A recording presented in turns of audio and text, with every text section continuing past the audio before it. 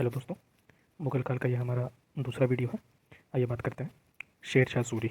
इसका time period क्या था? 1540 से 45 तक। शेर शाह सूरी के बचपन का नाम क्या था? फरीद। इसकी मृत्यु कब हुई? 1545 में। और कहाँ पे हुई थी? कालिंजर में। कालिंजर के किले को जीतने गया था, वहीं पे इसकी मौत हो गई थी। तो इस समय कालिंजर का राजा कौन था? कीरत सिंह। शेर शाह सूरी ने निर्माण क्या क्या करवाया था? रोहतासगढ़ का किला, किला एक कोहना मस्जिद जो दिल्ली में है, और कन्नौज में शेर सूर नगर। फिर शेर शाह सूरी का उत्तराधिकारी कौन बना? इस्लाम शाह। भूमि की माप के लिए इसने कौन से यंत्र का प्रयोग किया था? 32 अंक वाला गज सिकंदरी, जिसे सिकंदरी गज भी कहा जाता था, और सन की डंडी। अब शेर शाह सूरी के सिक्के देख लेते हैं। दो दो सिक्के थे इसके, चांदी का रुपया और तांबे का दाम। तो चांदी का रुपया था, उसका वेट कितना था? 178 ग्रेन। और तांबे का दाम 380 ग्रेन। इसके समय में भू राजस्व की दर कितनी थी? 1/3।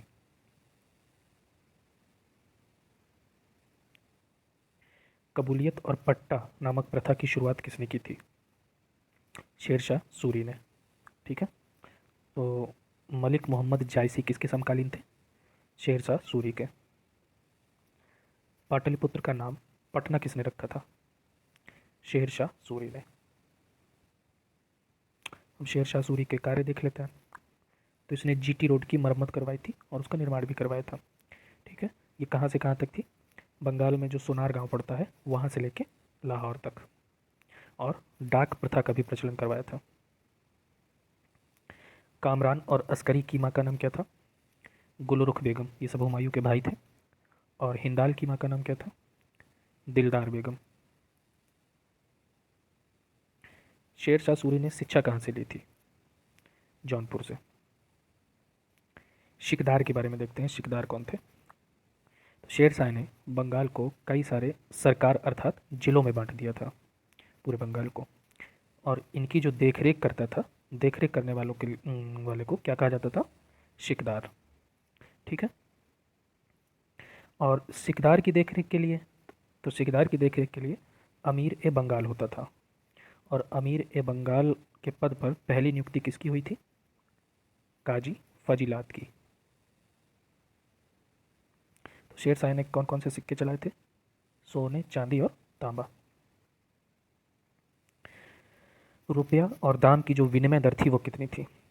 1:64। दिल्ली सल्तनत के पराभव के बाद सर्वप्रथम सोने के सिक्के किसने जारी किए थे? हुमायूं। हुमायूं के मकबरे के बारे में देख लेते हैं। निर्माता कौन था हुमायूं का मकबरा का? हाजी बेगम। ये कौन थी हाजी बेगम? हुमायूं की पत्नी। और इसका डिज़ाइनर कौन था? मिर्जा गयास। हुमायूं के मकबरे की विशेषता क्या है?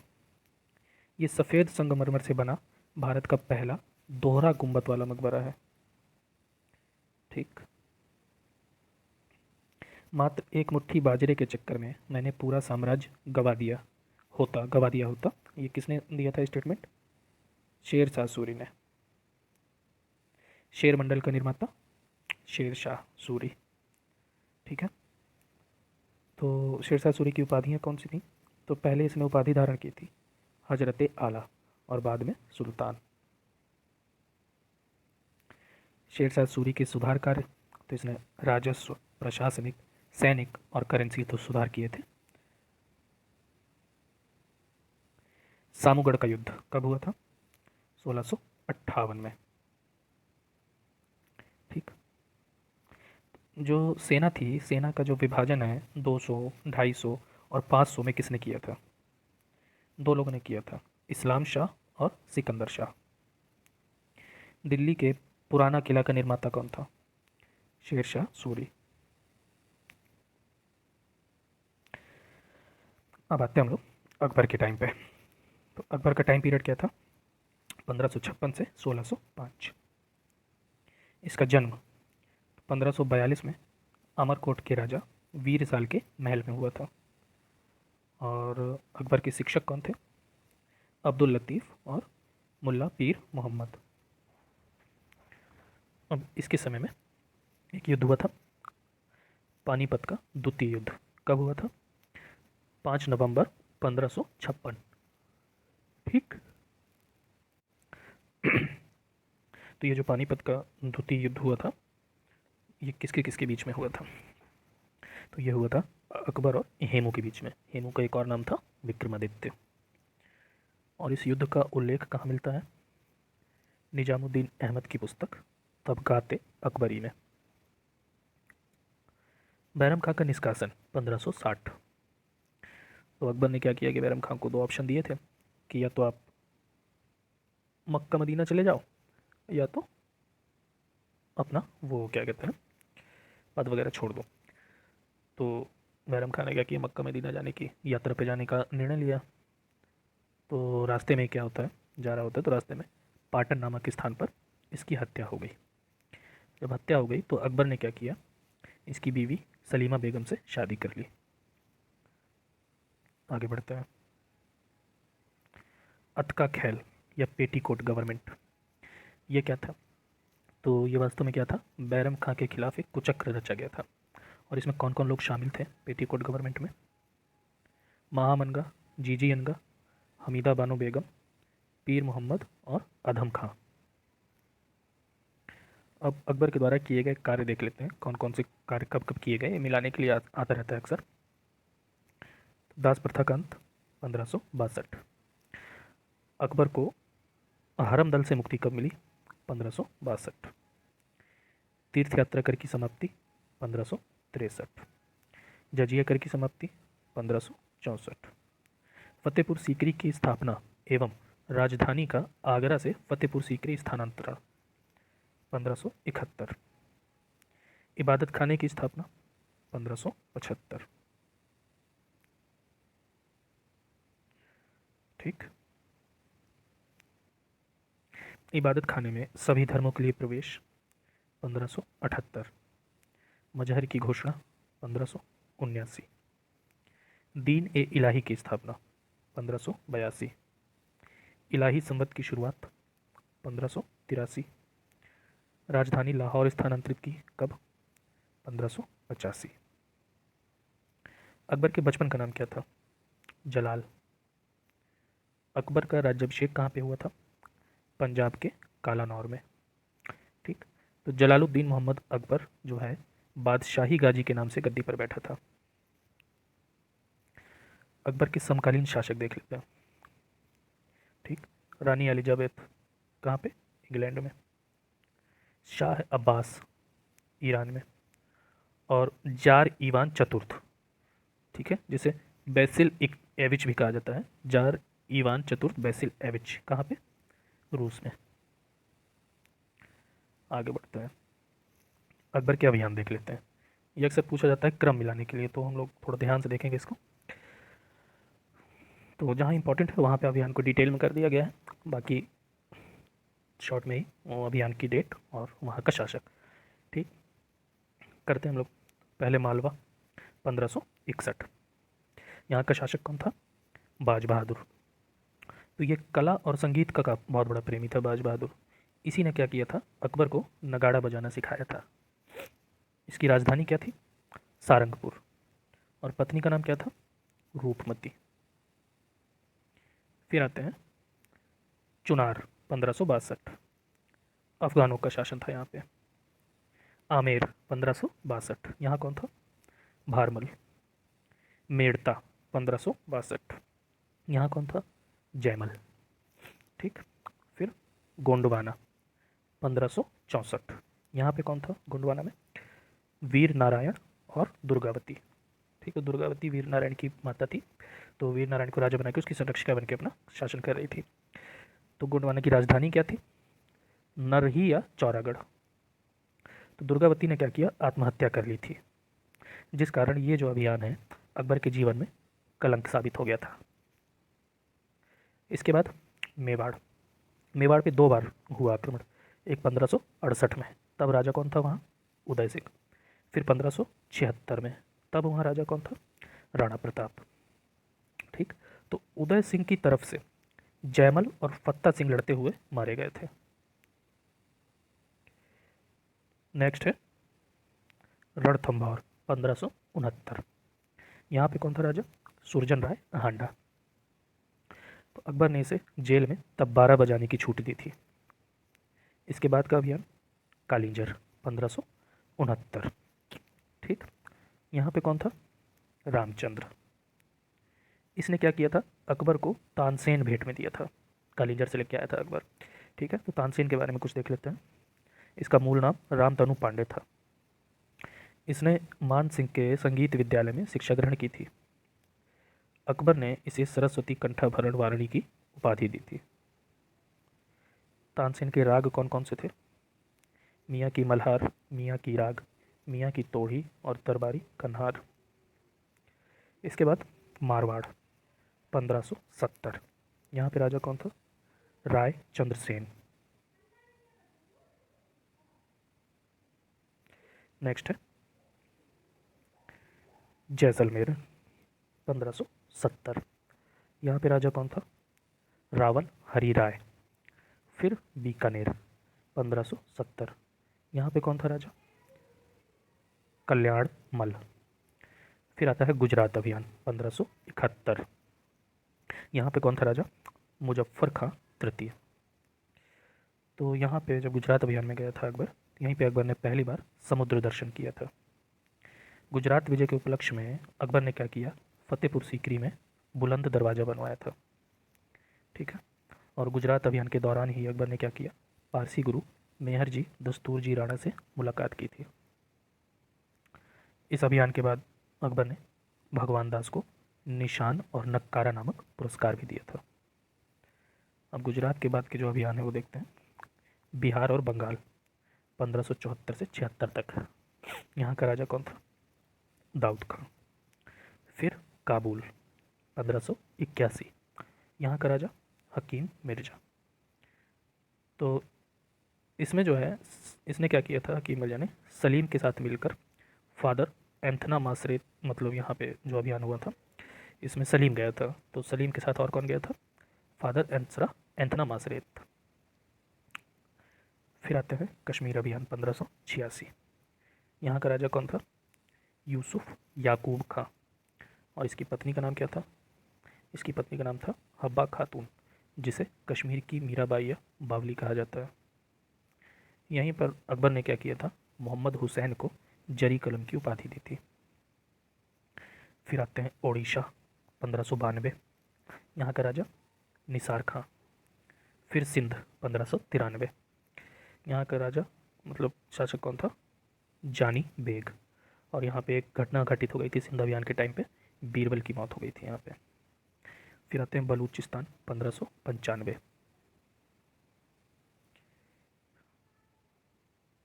ठीक। तो बलूचिस्तान 1595। यहाँ का जो शासक था वो कौन था? पन्नी अफगान। फिर कंधार 1595। यहाँ का शासक कौन था? मुजफ्फर हुसैन। नेक्स्ट है, आगे बढ़ते हैं। अकबर के दक्षिण भारत के अभियान देख लेते हैं। खानदेश 1591। यहाँ का राजा अली खां। दौलताबाद 1599। यहाँ पे चांद बीबी। अहमदनगर 1600 ईस्वी। यहाँ पे कौन था? बहादुर शाह और चांद बीबी। असीरगढ़ का किला 1601। यहाँ पे कौन था? मीरन बहादुर। और यही जो असीरगढ़ की विजय थी ये अकबर का अंतिम अभियान था। तो कभी पूछा जाए कि अकबर का अंतिम अभियान कौन सा था, तो असीरगढ़ का 1601 में। आगे बढ़ते हैं। हल्दी घाटी का युद्ध कब हुआ था? 18 जून 1576। इस युद्ध का उल्लेख कहाँ मिलता है? सुभद्रा कुमारी चौहान की कविताओं में और बदायूनी की पुस्तक मुल्तखब उल तवारिख में। यहाँ पे अकबर की तरफ से कौन था सेनापति? मान सिंह और आसफ खां। और राणा प्रताप की तरफ से कौन था सेनापति? अफीम खां सूरी। अकबर ने धर्म पर चर्चा करने के लिए कौन सा दिन निर्धारित किया था? गुरुवार। अकबर के समय जो ईसाई धर्म गुरु आए थे वो कौन थे? फादर एंथनमास और एक्वावीबा। इन दोनों को राजकीय अतिथि घोषित किया गया था। अकबर ने बलबन की कौन सी परंपरा को शुरू किया था? सिजदा और पैबोस। अकबर के दरबार में अग्नि कौन प्रज्वलित किया करता था? अबुल फजल। अकबर के द्वारा जैन आचार्यों को कौन कौन सी उपाधि दी गई थी देख लेते हैं। जगत गुरु किसको दिया गया था उपाधि? हरिविजय सूरी को। और युग प्रधान की उपाधि किसे दी गई थी? जीन चंद्र सूरी को। किस मुगल बादशाह ने जैन धर्म से प्रभावित होकर 9 महीने तक मांस मदिरा को छोड़ दिया था तथा अपने राज्य में पशु बलि पर भी रोक लगा दी थी? अकबर। अबुल फजल ने अपनी पुस्तक आईने अकबरी में कितने विद्वानों का उल्लेख किया है? 21। सैयद हुसैन बिलग्रामी ने अपनी पुस्तक हदीकुल अकालीम में किस मुगल बादशाह को पिछले जन्म का मुकुंद ब्रह्मचारी ब्राह्मण बताया है? अकबर को। तो अकबर ने जो मजहर की घोषणा की थी उसके बारे में देख लेते हैं। घोषणा कब की थी? 22 जून 1579। उद्देश्य क्या था मजहर का? उलेमाओं के हस्तक्षेप को कम करना तथा राजत्व की गरिमा को बढ़ाना। और इसका प्रारूप किसने तैयार किया था? फैजी ने। इस टाइम पे अकबर को कौन कौन सी उपाधि दी गई थी? सुल्तान ए आदिल और अमीर उल मोमिनीन। मजहर में कुरान से अलग मामलों का निर्णय कौन करता था? सुल्तान।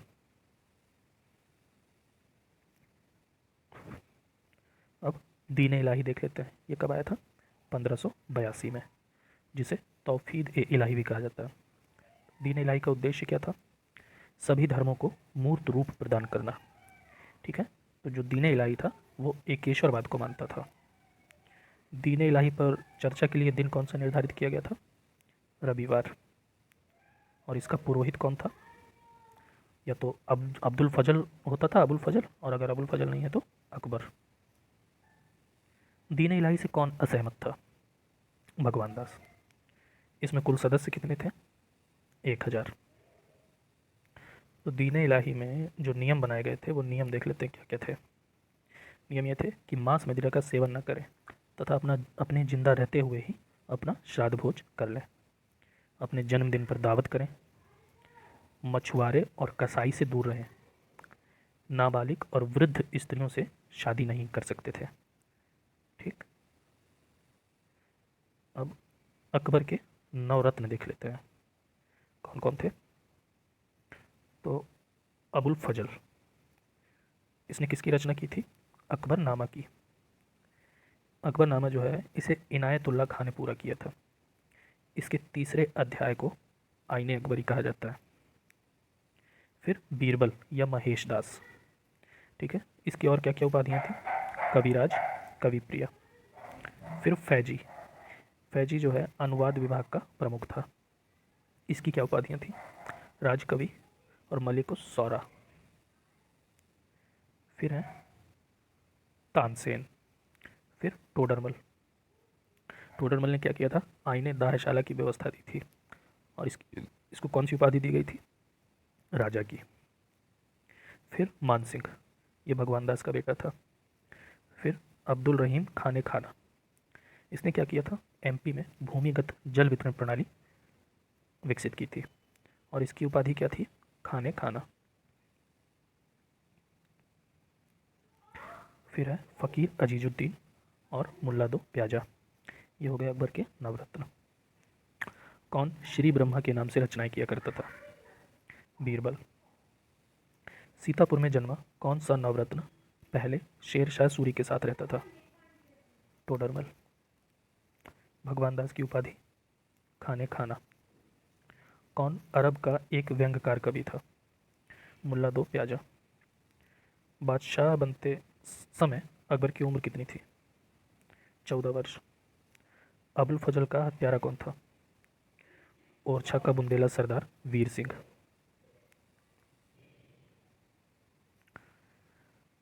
मुगल शासन व्यवस्था का संस्थापक कौन था? अकबर। ठीक है, इसका साम्राज्य कहाँ तक फैला हुआ था? अफगानिस्तान से मतलब अफ़गानिस्तान कश्मीर से गोदावरी नदी तक। मीर बख्शी कौन कौन था मुग़ल काल में? तो मीर बख्शी सैन्य विभाग का प्रमुख होता था। ठीक है, तो इस वीडियो में हम लोग यहीं तक रखते हैं।